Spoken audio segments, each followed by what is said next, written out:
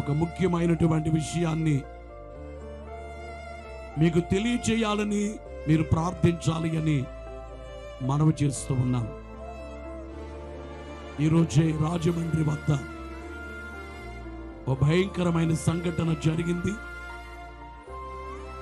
Pastor Praveen గారు, పగిడాల ప్రవీణ్ గారు హైదరాబాద్ వారిది. ఎంతో బలమైనటువంటి సేవకులు. రక్షణ టీవీలో అనేక పర్యాయాలు దేవుని యొక్క వాక్యాన్ని గూర్చి విశ్లేషించిన గొప్ప వక్త, మంచి ప్రసంగికులు.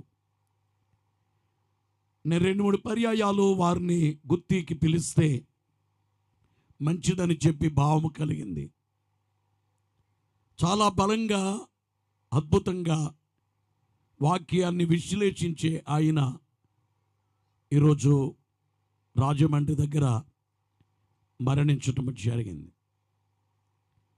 ఆయన మృతి, ఆయన యొక్క దేహాన్ని చూచిన వారు అనుమానాస్పద మృతిగా ఉన్నటువంటి గాయాలు అవన్నీ చూస్తుంటే కావాలని హత్య చేసినట్లుగా కనబడుచు ఉన్నది అని చూచిన వారు ఆ యొక్క దేహాన్ని చూచి తెలియచేశారు.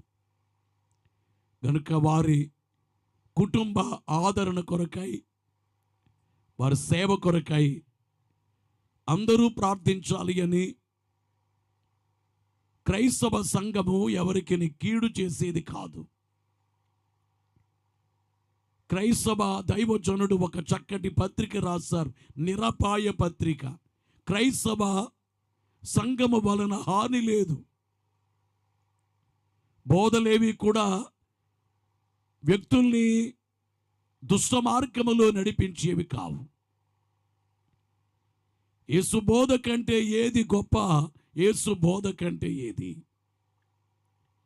ఏ మతాన్ని కానీ, ఏ మనిషిని కానీ, కొంచెం సౌండ్ తగ్గించు, ఇక్కడ 2 బాక్సులు తగ్గించుకుని చూడు, ఆ బాక్సులను చూస్తాను. ఏ మతమును కానీ, ఏ మనిషిని కానీ దూషింపరాదు, ద్వేషింపరాదు. భేదములు కనబడినను కలకింపరాదు. తెలియని విషయాలు దేవుని అడిగి తెలుసుకోవాలి అనే ఒక గొప్ప సూత్రము ప్రపంచానికి ఎంత మంచిదో. మతాల మధ్య, లేక కులాల మధ్య, భాషల మధ్య, దేశాల మధ్య ఎప్పుడూ కూడా పోరాటము కానీ, లేక మనస్మర్థలు కానివేమి కూడా దేశానికి, మనుషులమైన మనకు మేలు చేసేవి కావు.